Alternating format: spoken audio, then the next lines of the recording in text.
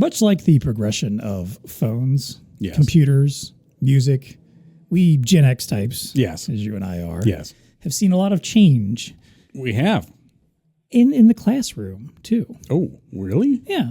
Well, I remember Do you visit the classroom a lot? Well, not anymore, but I mean, I got a, You got one. Yeah, yeah. elementary age kid, yeah. so I got to stop in from time to time. I see what's happening in the school. But I mean, do you remember chalkboards? Oh, yeah, for sure. The awful sound of fingernails Yes, on chalkboards. yes. The chalk itself. Clapping out the Yes. erasures. Yes. Clapping All erasers. these things. I was a little bit of a, I mean, this may not be a huge shock, but I didn't like necessarily having a lot of crap on my hands when I was a kid.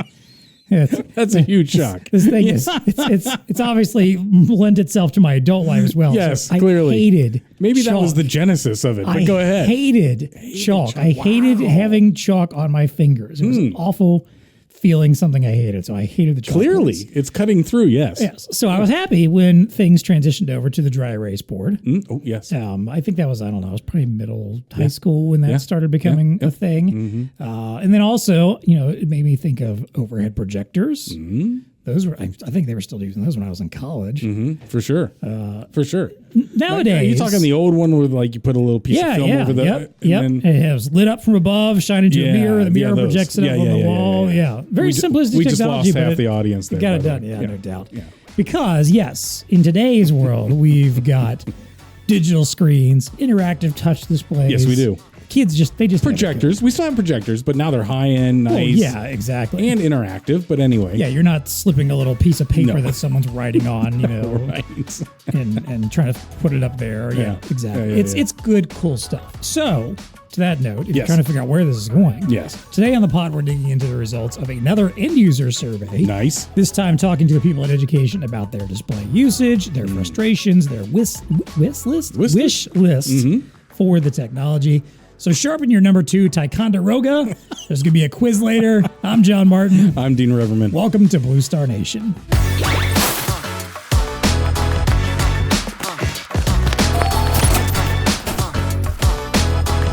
BlueStar Nation podcast is brought to you by ELO. Boost back-of-house performance with ELO plus Epson's True Order KDS. The flexible ELO i-Series with Linux touchscreen computer and backpack Linux PC are now available with Epson's True Order KDS software, delivering an intuitive, out-of-the-box kitchen display system designed to enhance efficiency and streamline order management. Dean, I love it when our two of our partners get together and love that collaboration. Awesome collaborative product together. That's streamlining solutions like this. Exactly. Yeah. Build a smarter, connected kitchen by utilizing ELO's interactive designs to unite front and back of house operations within a single unified hardware platform. Boom. Including POS, self-service, and tableside ordering. With True Order KDS on ELO devices, restaurants gain a reliable, easy-to-use kitchen display system that seamlessly integrates into existing workflows. Order your ready-to-go KDS solution by contacting your BlueStar rep or check out the link in the show notes to learn more. All right, Dean, let's get into it here. Yes. We've got an education survey on BlueStar Nation. We talk about this all the time. Go to nation.bluestarinc.com. Yes. If you ever want to follow along, and you should be subscribing there and checking these 100% they articles should out. be. Yes. Obviously, we'll have this article linked in the show notes if you want to go directly to it. Big thanks to Samsung, who sponsored this. Nice, yes. And really, we're very keen on talking to this market and learning what was going on with their digital displays. They've got a lot of new displays that are very interactive and intended for the classroom environment. They do. We're pretty keen on getting this data. So as always, we went out with a third-party company research panel who reaches out to folks and gets all the survey data. Quick note of who we talked to. So there was 125 total respondents. They were all U.S.-based. They all worked in education. And the other big requirement is they all had to say that they were in some form or fashion that their school was using digital displays in classrooms. Oh, that was a prereq. Didn't necessarily have to be touch displays, as you'll find out. That's part of what we ask about. But they did need to confirm that there was some kind of digital displays in use because we wanted to find out specifically how they were using them and what they were using them for and what they liked about it and what they didn't like about it.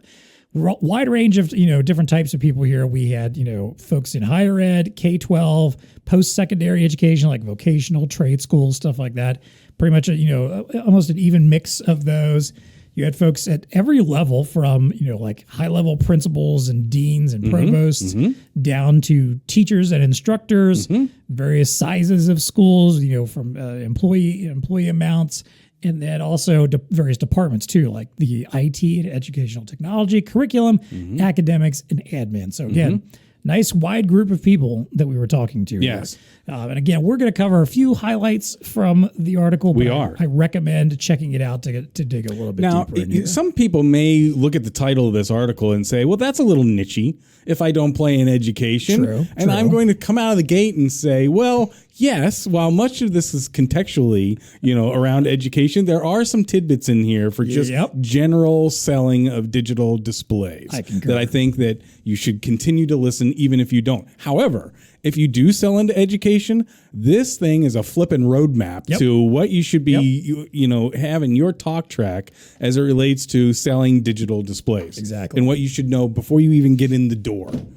We have done all, once again, our great content department has done all the work for whoever's walking in the door for, selling digital displays in classrooms. Yeah. You got it right here. Here's your roadmap. Yeah. You got all the questions to ask. Yep. Here all the things that they're annoyed by. If you simply abide by this survey and address all their concerns, boom, I guarantee you're going to have some success. Exactly. And to your point, we got the right people, right? We got the right people talking. A great mix. That's what I was blown away by. It's a really good mix. Yeah. K through 12, traditional folks, higher ed folks, and then the other, which is good because I think a lot of other schools are coming around, like technical schools and vocational schools and stuff like that, really getting a run. And so we had a good exposure from those folks as well. So really, good mix. Yeah, definitely. All right. Well, let's start off with the top. One of the ones I think is probably the most important to always get out of the way is top frustrations.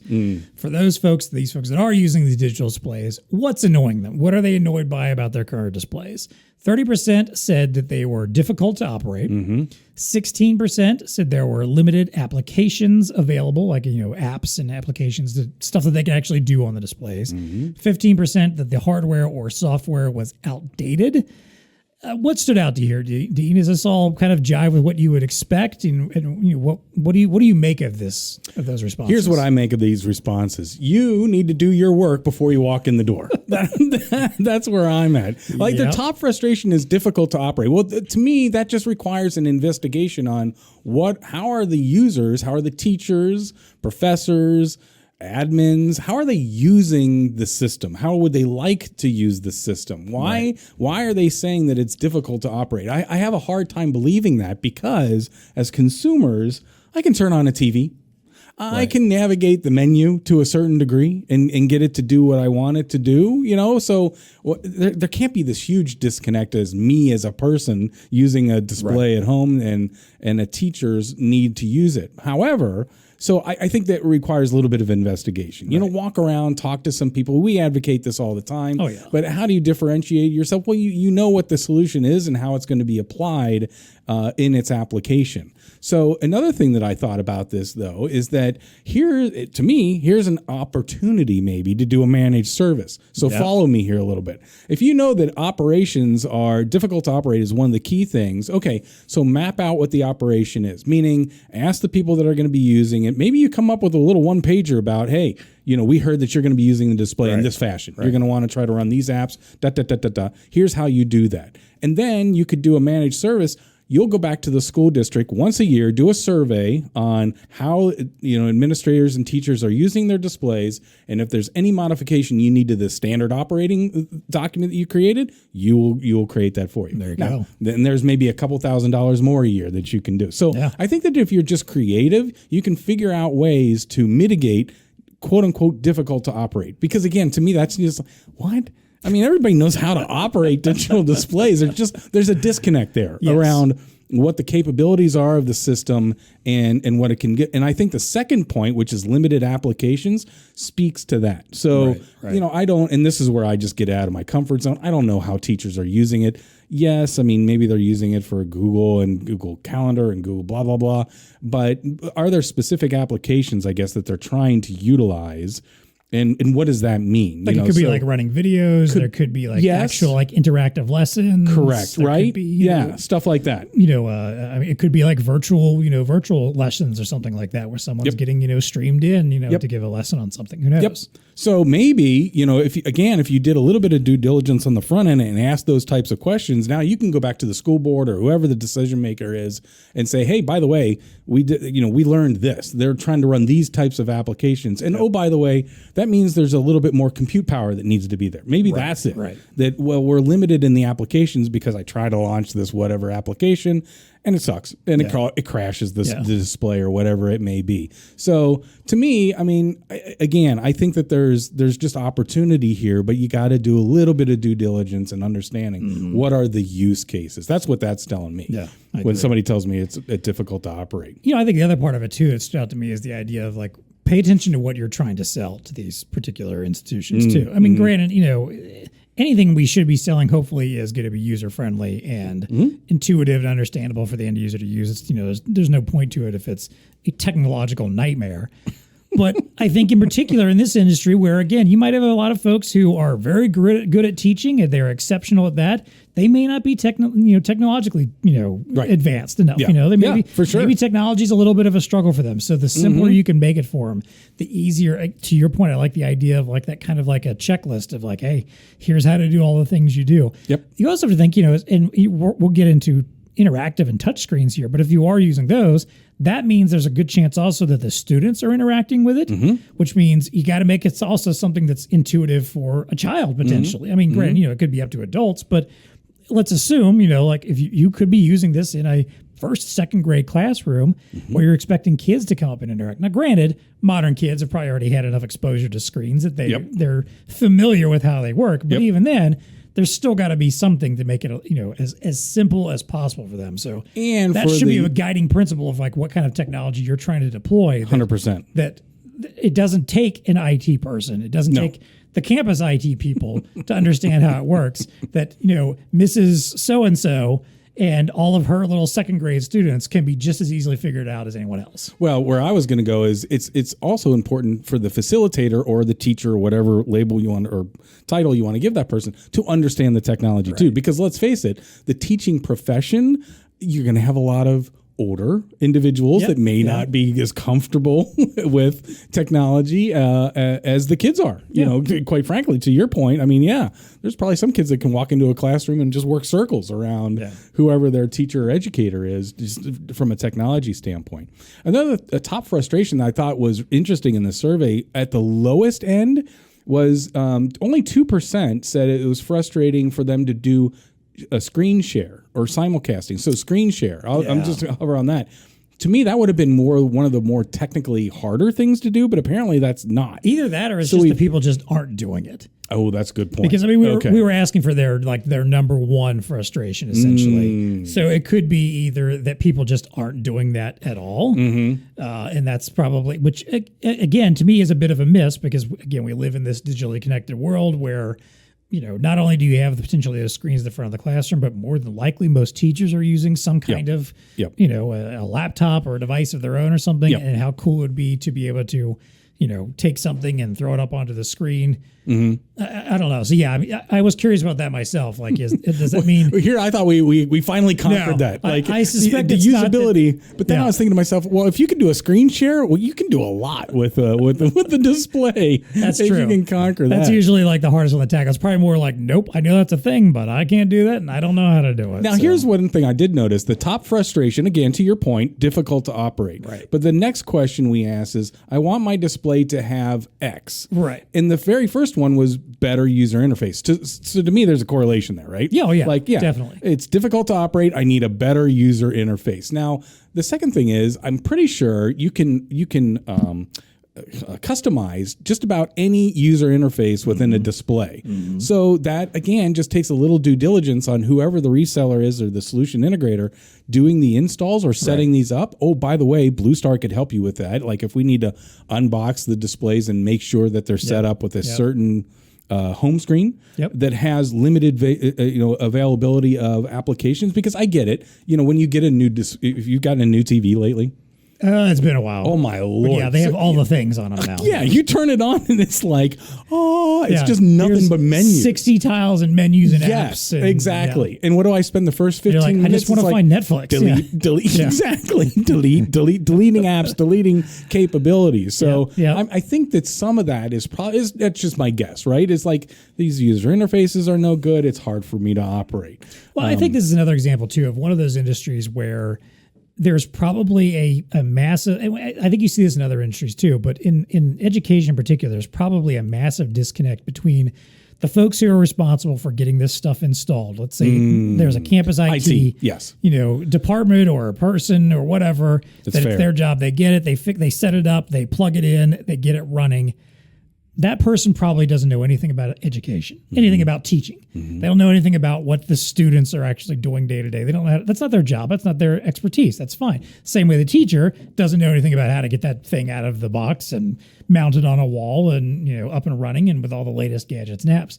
There's that huge disconnect. And I feel like that is the place where a VAR or a managed service provider or whatever can come in and bridge that gap. Absolutely. Like, hey, we have the technical know-how, but we also have access to the people and the things to load this up with exactly what you need to make it effective and useful in your classroom. You could do that, or you could just give the advice, be the hero. Like if you know that the internal IT department is going to be the one installing all this stuff, you've got this survey in your back pocket. You don't even have to just say, hey, look, by the way, we know that one of the top things as you go to install this is your staff is going to be frustrated because of the user interface and it's too hard to operate. So we would recommend that you delete apps, that you economize the home screen. I mean, there you're the hero now. And maybe they'll buy from you again because you help them out with the simplified the better operating procedures. Yes, I think so. Now, I need your help though before we go on to the second question. Okay. Because the second part of I want my next display to have, I don't understand answer number 2. Flexible mounting options. Do you know? I mean, like I'm sitting there thinking to myself, because 35% of people want more flexibility in mounting options. Do they mean, you got a table stand, you got a pole stand, you got a wall mount. Right. What more flexibility do you need? I'm not entirely sure. I think that was a question that was given to us is like, hey, let's make sure we're asking if this is something they're interested in. But I don't actually know what the end game of that is myself. Okay. Like if that means being able to, I don't know, put it on the wall versus do you put it on a stand or I don't know. Like I think the industry, the reason why I'm there is like the industry I think has done a really hard job of or a really good job of trying to standardize on the VESA mount, however you want to pronounce it, VESA mount. Where it's like there's a certain plate that goes on every single display, and then from that plate you can put it on a tank, a swim. You can put it anywhere. It's like maybe we're talking about because obviously you've got some classrooms where maybe they're sharing these things. Maybe they want to be able to wheel it between classrooms. Maybe it's something where you've got. Because I think it's easy to think about this from the point of view of like just the big board at the front of the room. Like we were talking about like replacing the chalkboard and the whiteboard.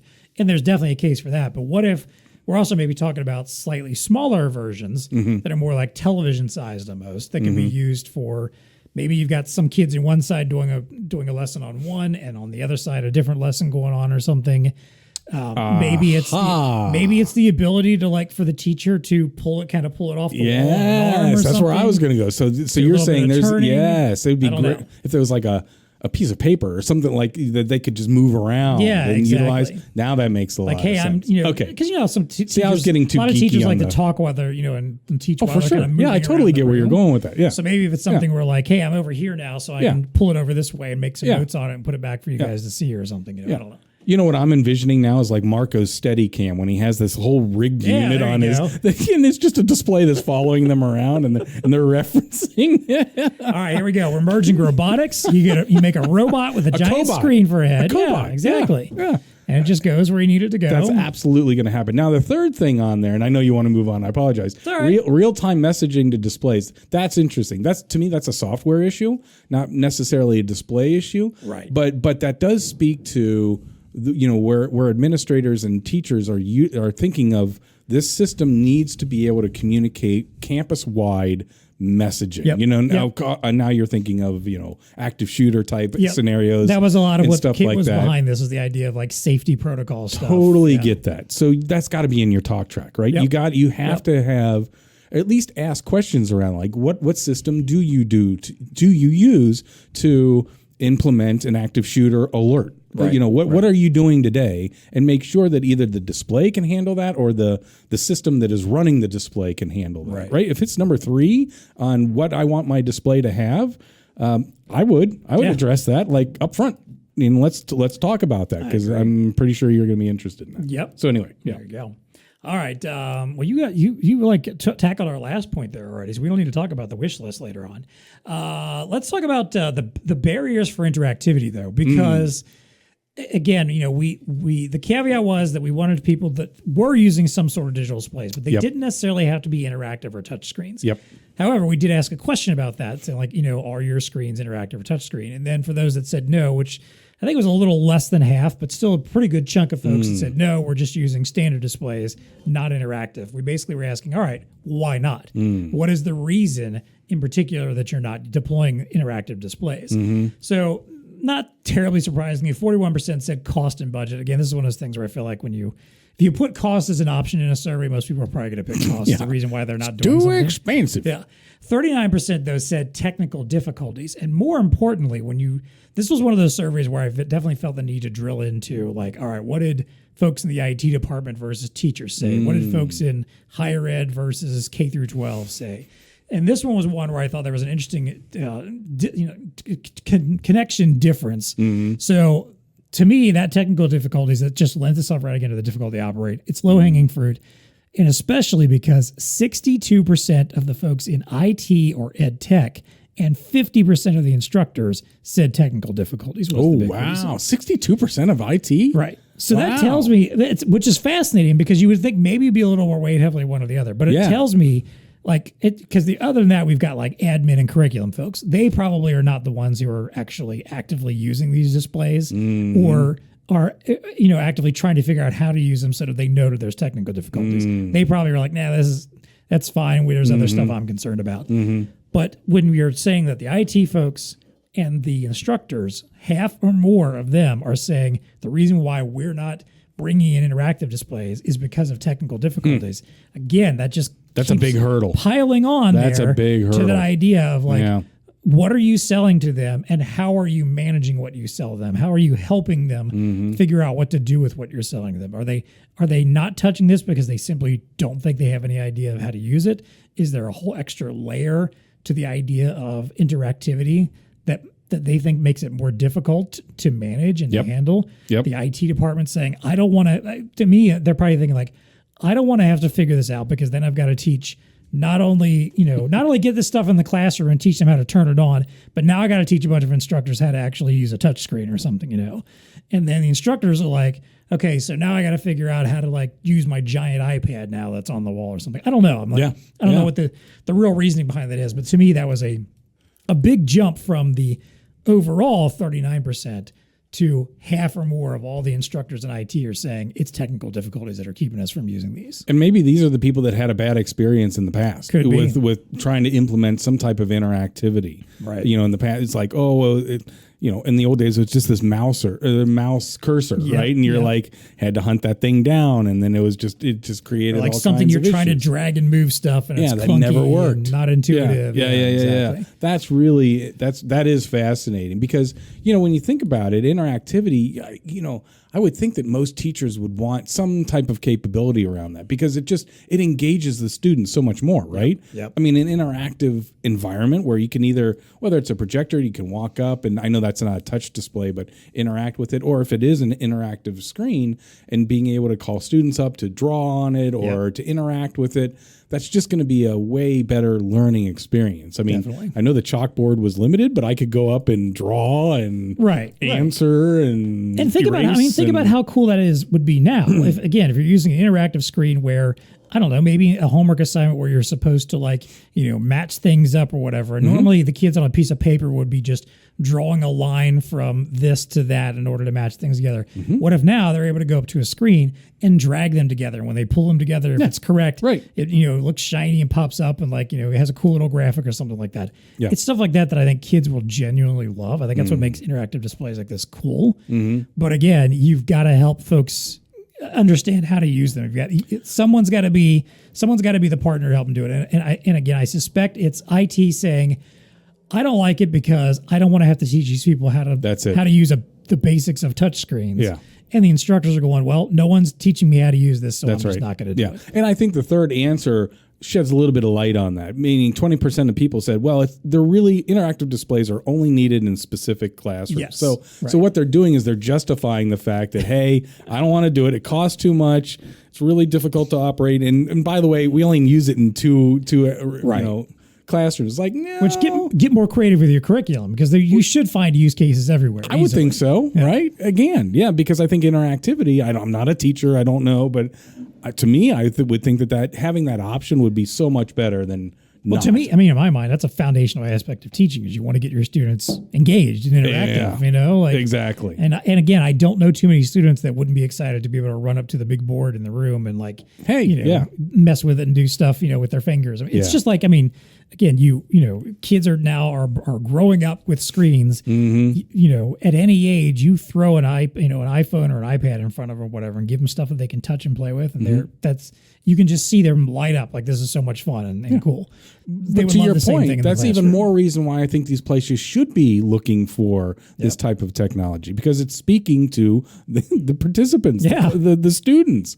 They're all can you imagine if you took a modern child and dropped them into a room with a chalkboard or even a basic dry erase white? I know a lot of them still have the dry erase boards, but just if that was it and there was no technology around, how which is clearly would that the feel? case in a lot of places. But to the point of making the overall look, cost is one thing, because that was the number one thing, and I think your answer there was dead on. It's like, well, everything costs when we put it in there, and we know that schools are strapped for money. That just means, of course, but that the ROI is not properly established. Like it's just but you got to know that before you walk in the door. Like you are facing some headwinds on the interactivity side, but to me, it's worth the calorie burn, because at the end of the road, I think it's a better solution. Right. It's one that the students are gonna not adhere more to, but interact with more, obviously. So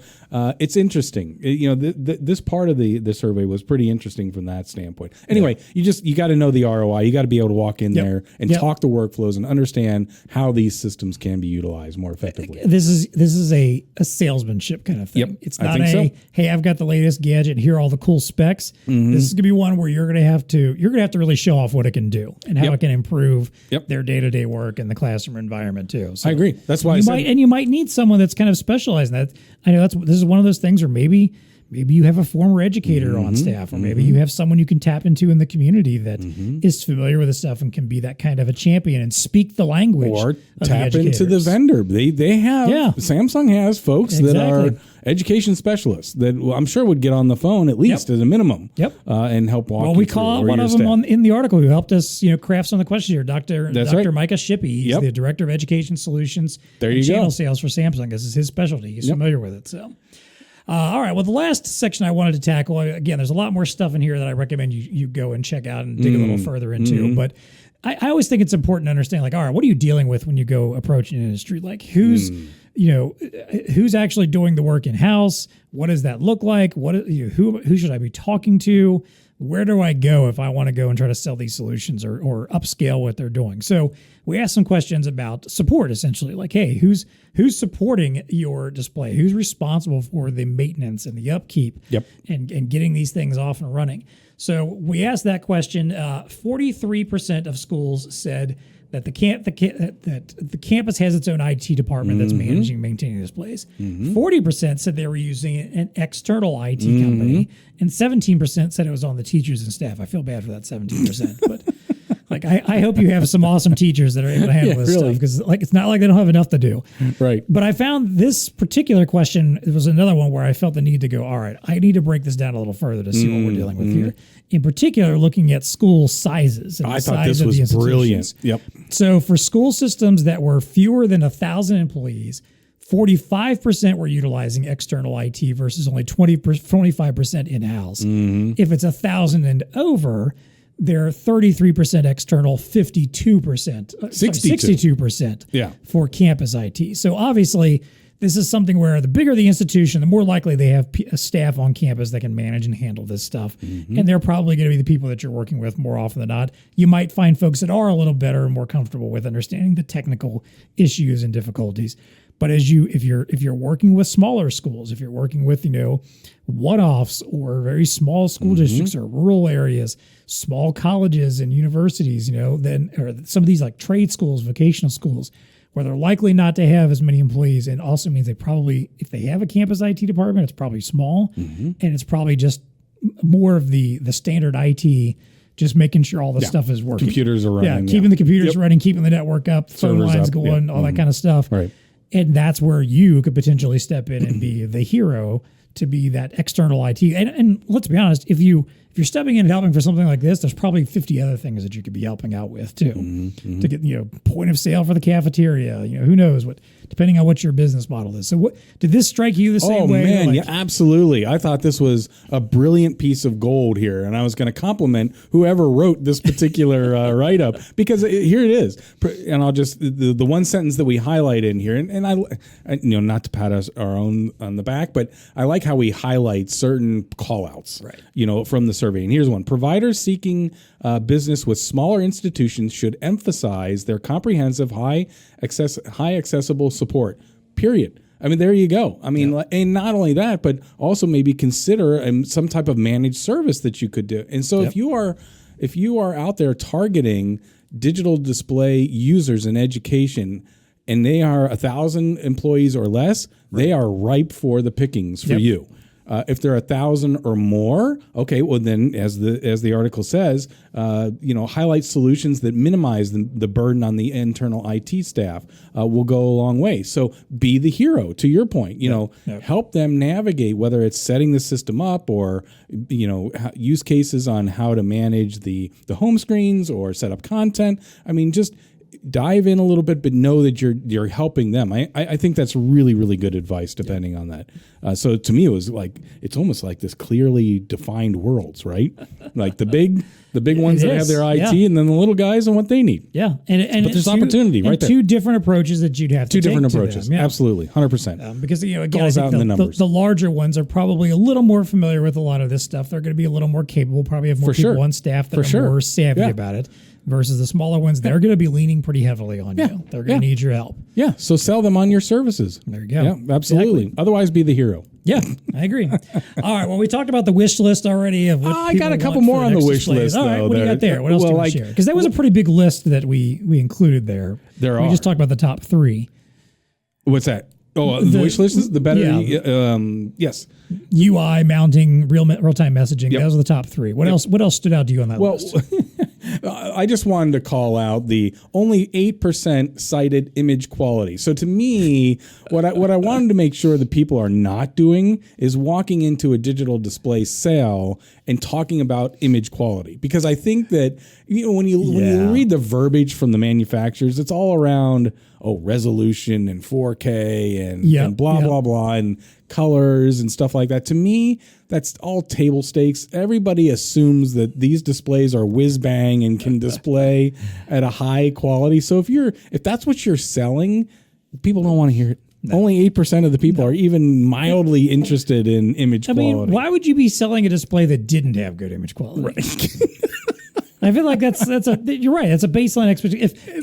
If my television at home looks better and crisper and more awesome than, what you're wanting to deliver for my classroom, then you've got a problem here. Like, it shouldn't be, I know what that stuff looks like. Yes. So that was part of a question about the benefits of displays and where people saw benefits there. So. Yeah. So anyway, I just wanted to call that one. I did find that one interesting too, because 44% said creativity tools. So even though you had a lot of folks that were saying like, I want I'm struggling with the applications and what to do with them.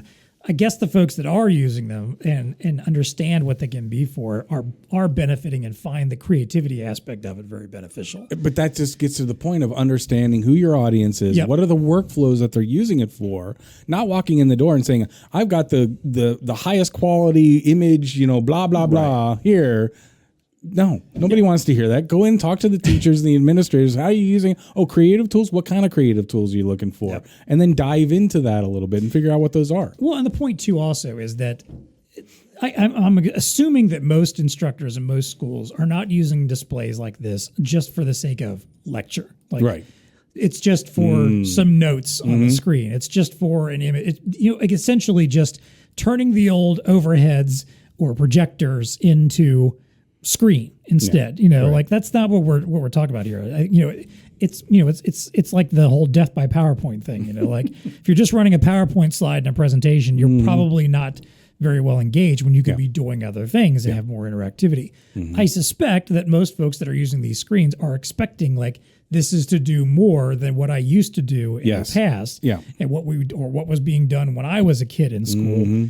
And again, and that's what the students are probably expecting as well. So it's going to be more. It's going to be videos. It's going to be potentially interactivity. It's interactive games, some and stuff cool like that, quizzing and stuff. It's going to look a little bit more different and exciting. It's going to be leaderboards and kids see their names pop up and their birthday shows up on the day. Happy birthday, blah blah blah, stuff like that. And drawing and stuff like that. Yep. There's going to be more of that, or even stuff that like kids, if they have like tablets in the classroom, like they're able to do something and like it gets sent up to the screen or whatever to show off to the class.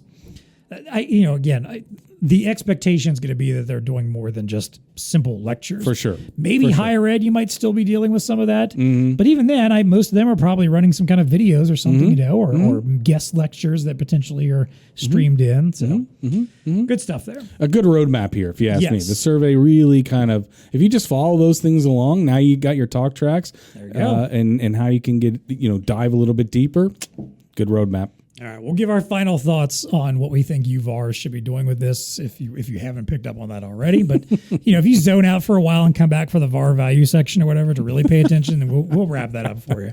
But before we do that, let's talk quickly about what's happening around BlueStar Nation. Hey, while we're on the subject of digital displays, InfoComm 2025, dubbed the coolest pro AV event in the U.S., and we're going to be there, is coming up, and we're going to be there. That's right. So you can join us at the Orange County Convention Center in Orlando, Florida. It's June 11th through the 13th. See some of the latest displays that we'll have with us from ELO, Samsung, Microtouch, and many more. Go to infocommshow.org to register to attend. And hey, let us know that you're coming. We'd love to see you there. We'll let you hit us on social. Let us know. Yeah. I mean, maybe they were looking for a reason to go to Orlando too. Yeah, no doubt. Attendees. Yeah, exactly. Yeah. I'm sure our folks that are going are just really sweating that. Like, man. I got to go to Florida in June. Oh, this is awful. As they're like already running out the door with a suitcase packed. Exactly. See ya, suckers. Wearing their best beach gear. All right. Hey, as always, if you like the show, if you like what we're doing here, I mean, Dean and I, we can sit here and talk all day long. We have no problem with that whatsoever. No, yeah. But from time to time, it is nice to know that what we're doing. What's on the mind? Someone actually is listening and interested. Yes. So what's on your mind? What do you like about the show? There's lots of things you can do. If you're watching on YouTube, leave us a comment in the comments. Like the video. Subscribe to our channel. If you're listening on any podcast app of your choice, if there's an option to rate and review there, please do that. We love hearing that. Share episodes with people. If you someone else you work with, or maybe a customer that you think... Send them the link. In education, find your best educator customer and say, hey, listen to what these guys had to say. Does this all resonate with you? Do you feel the same way about your displays? Stuff like that can be great. Again, check out the BlueStar Nation blog. You can subscribe there to a newsletter that will update you when new articles come out, so you can see what we're seeing and get access to these surveys right out of the gate. Also, submit your ideas to us. We want to know what you want to hear about on this show. This show is only as good as what we're doing for you. That's right. And what matters for your business. Yep. So as always, you can find us on the BlueStar LinkedIn page. We're on Facebook, or you can contact us directly by email, nation@bluestarinc.com.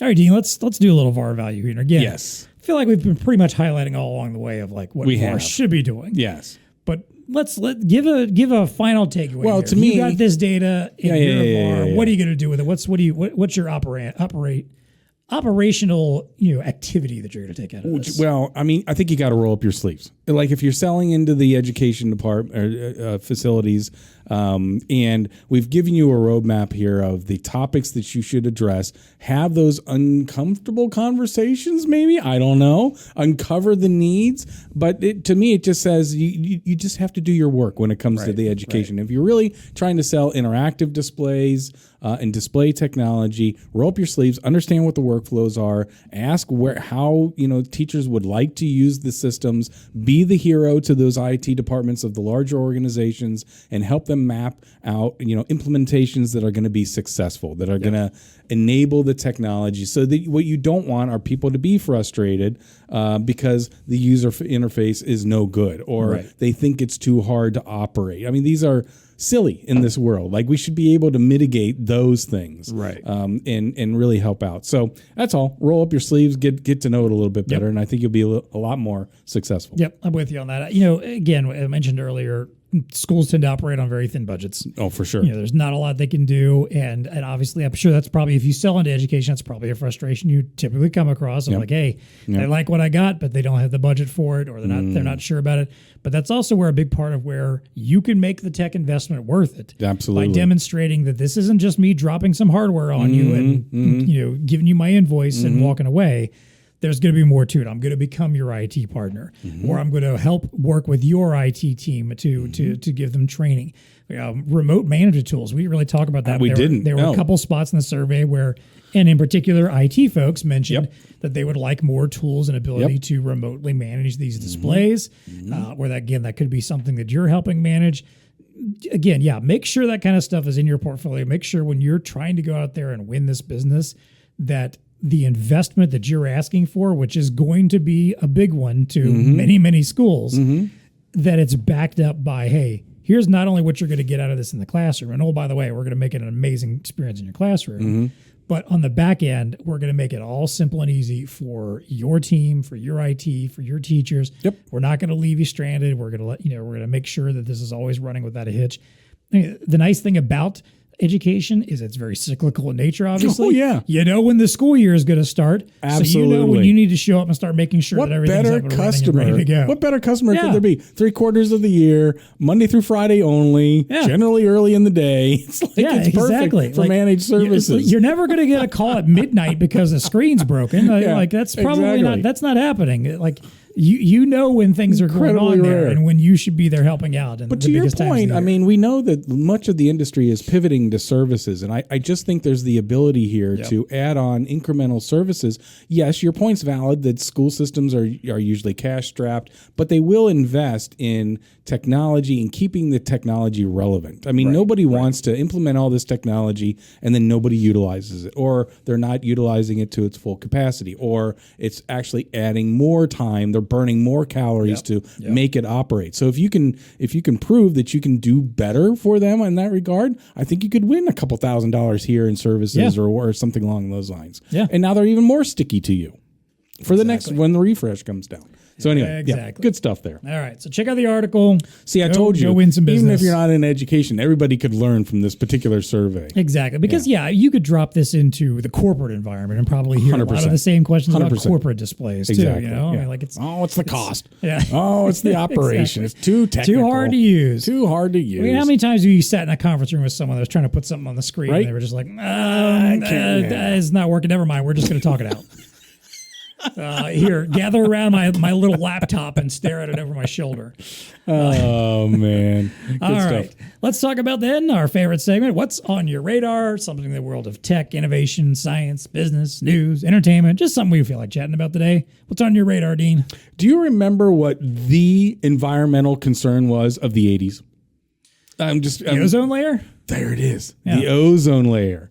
Do you know what is now no longer an issue? The ozone layer. The ozone layer. New analysis confirms depletion of the ozone layer above the Antarctic Circle is repairing. It's about time. Is primarily driven by global reduction of chlorofluorocarbons. I was just going to say the CFCs. That always one of my favorite words to say, chlorofluorocarbons. Yep. Do you remember what chlorofluoros were in? It was like anything spray, wasn't it? Yeah, chemicals that were used spray in paint cans, refrigerants, air conditioners, and then aerosol propellants. Yep. So for those of you that grew up in the 80s like I did, hairspray was a big thing. So I can see why we were killing the ozone layer. We had whole bands built around how much hairspray they could put in there. Like, yes, the women, yes, the guys. The biggest hair, it didn't matter. Men, women, the biggest hair. Just go back and watch a metal, video from... it's just classic, isn't it? Yeah, just watch anything on VH1 or MTV in the 80s, and you're going to see... You're going to see a lot of insane things, but just pay attention to the hair. So there's an MIT team on this. They've observed signs of the ozone recovery over the past. They've applied some of the fingerprinting, they call it, for weather and stuff like that to confirm that the ozone layer is in fact repairing itself. And, quote, by something like 2035, we might see a year where there's no ozone hole at all. Depletion over Antarctica.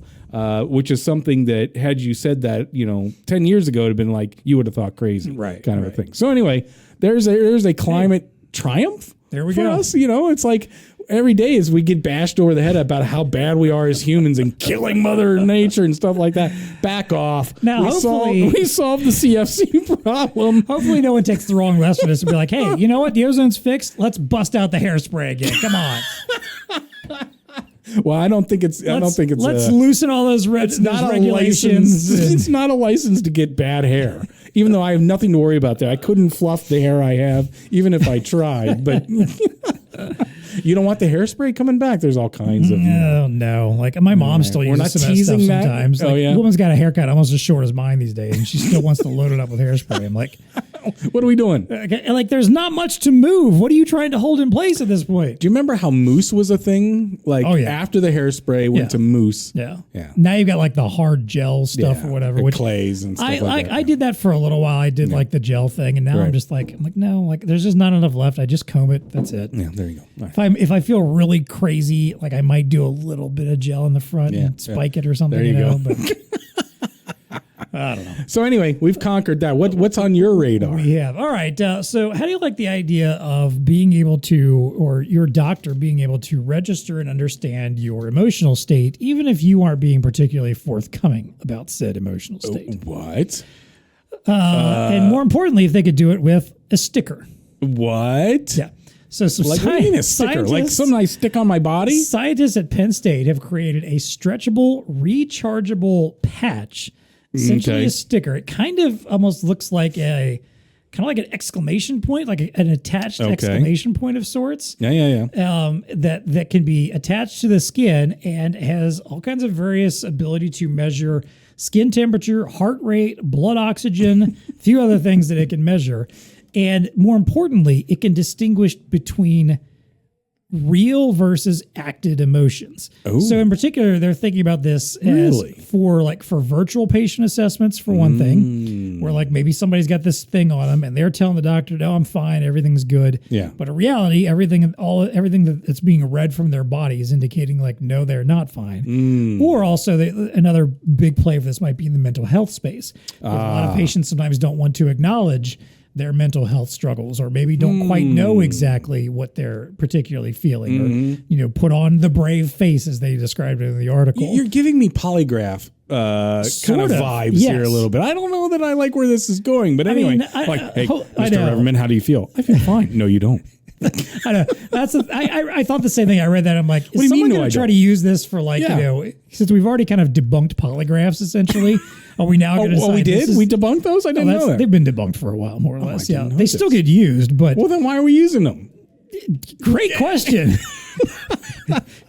Like there was a whole slew of studies that people were like, yeah, it's pretty easy to fool one of these things, and they don't. But this really exclamation point's better. This patch, this thing, this sticky note that I'm putting on myself. Again, for now, we're trying to find useful ways. Because it's probably reading the chemical makeup, and is it in real time, or is it something like you put it on you, let it sit there for a minute, and then they take it and go? It's supposed to be in real time. Oh, okay. I didn't know if it was something like when you go through TSA and they swab you with that thing, and then they put it in their analyzer, type of a thing. So this is more like a real time. So it is like a polygraph test for crying out loud. Yeah. They said it's you're not selling me on this yet. So where am I going to get this when I walk into my doctor? He's going to say, "Hey, I guess this patch on." Maybe the doctor might offer it to you. I feel great. No, you don't. if you're going for counseling or something, or I don't know, maybe for folks with like addiction problems or depression or something. Yeah. Could be a good way to gauge, because again, like I said, there's the stigma around mental health in particular, and sometimes people don't want to acknowledge how they're feeling about things, and this might be a way for a doctor to be like, hey, I know what you're telling me, however, your body's indicating that something is actually going on. Can we talk about that or something? Fascinating. That might help someone to acknowledge and open up a little bit more about what's actually happening with them. So, all right. I don't know. This could be one of those things that never actually goes anywhere, but I went straight to the one light bulb in a dark room. You did. Tell us how you really feel. Dean's going to be... I can see it now. We're going to be like, there's going to be managers start slapping this on your employees. So...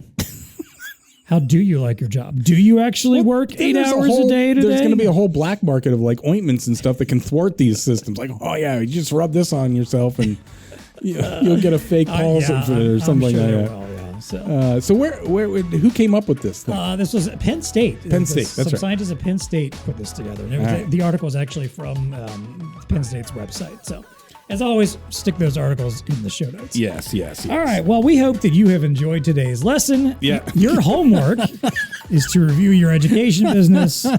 Reach out to your BlueStar account manager about Samsung Interactive Displays. And, of course, keep listening to BlueStar Nation. See you, everybody.